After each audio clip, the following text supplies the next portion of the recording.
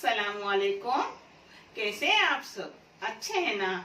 इंशाल्लाह अच्छे भी होंगे, खुश भी होंगे और मेरी दुआ में आप हमेशा हो।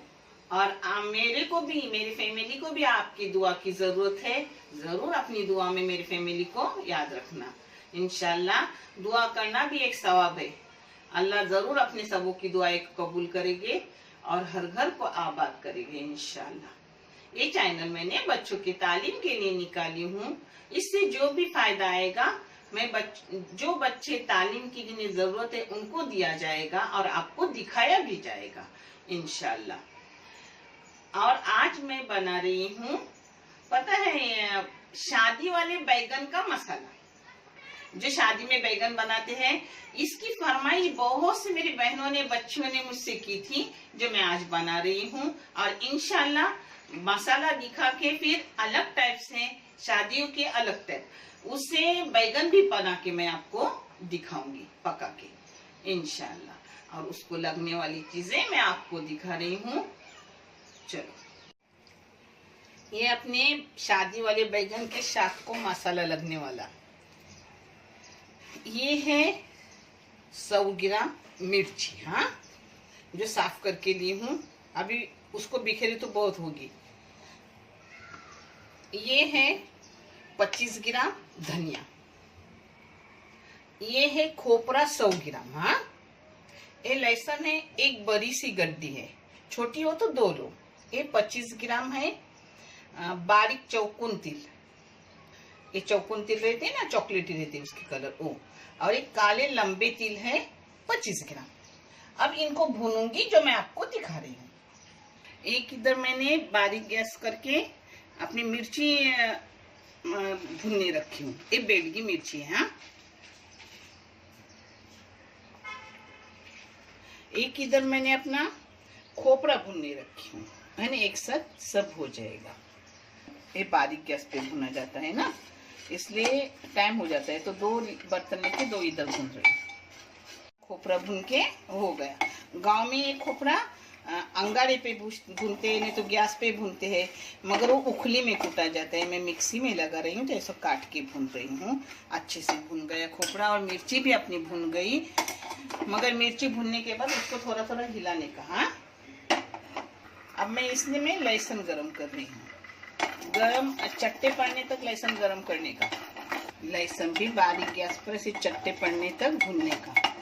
यानी अपना मसाला बाहर रखे तो भी महीना भर खराब नहीं होता। और ये मसाला ज्यादा दिन रखना है तो फ्रिज में ऊपर के खन में रखने का, साल तक खराब नहीं होता। डाल रही हूँ धनिया, 2 चम्मच धनिया को मारूंगी और फिर तिल डालूंगी, क्योंकि तिल अपनी जल्दी होते हैं। सिर्फ ऐसी जरा सा हिलाई, बस। अब तिल डाल रही हूँ, हाँ। ये देखो, सब तिल डाल रही हूँ। पहले पता है आप, हम भूनते थे गाँव की तिल तो चट चट उड़ाते थे। अब खुशबू अच्छी छुट्टी है, मगर चट चट उड़ाते नहीं। ये देखो, अपने तिल भी हो गए।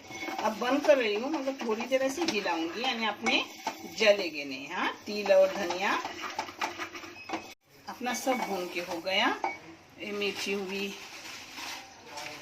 ये लहसुन हुआ, ये खोपड़ा हुआ। अब इसको मिक्सी में लगा के दिखा रही हूँ आपको। इसको मिक्सी को लगा रही हूँ। ये देखो, अपना खोपड़ा बारीक हो गया। अब सब एक थाल में जमा करूंगी और मिक्स करूंगी। गांव में उखली में कूटते हैं, तो पहले खोपड़ा, पहले मिर्ची, धनिया और तिल ऐसा कूटते, बाद में खोपड़ा और ये डालते हैं लहसुन। तो अपन ऐसे ही कूट रहे हैं, क्योंकि अब शहर में तो उखली नहीं रहती इतनी बड़ी चीज़, प्लेट। घर बड़े बड़े रहते तो हर चीज़ रहती है, इसलिए मैं मिक्सी में करती हूँ। और माशाल्लाह उखली की तरह टेस्ट आता है, सेम उखली की तरह ही लगता है। अब इसको लगाऊंगी मिक्सी को। ये देखो, अपने तिल धनिया बारीक हो गई, इसी में डाल रही हूँ।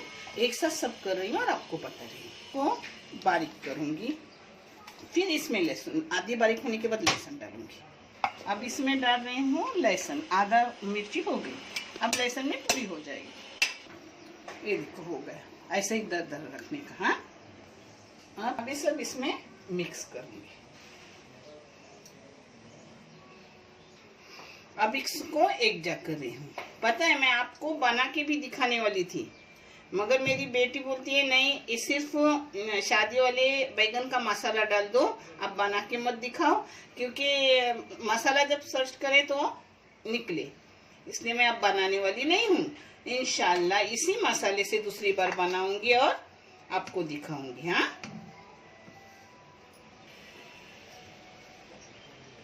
पता है ये कैसे बनाते हैं?